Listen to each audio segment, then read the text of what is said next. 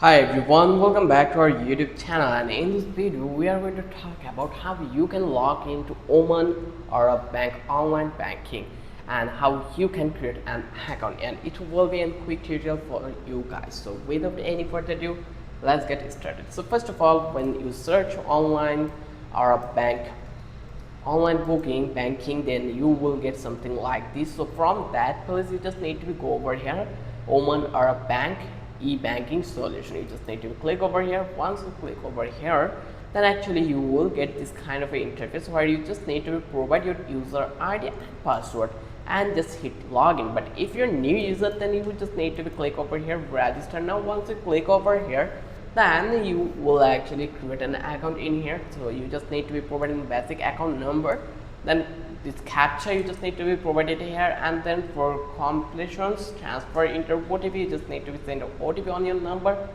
and then hit continue, and your account creation is done. So the process is really simple. I hope now you can do it for yourself. If you love this video, then don't forget to subscribe our channel and don't forget to hit the like button. Till then, have a good day. I will catch you in the next video with an interesting topic again.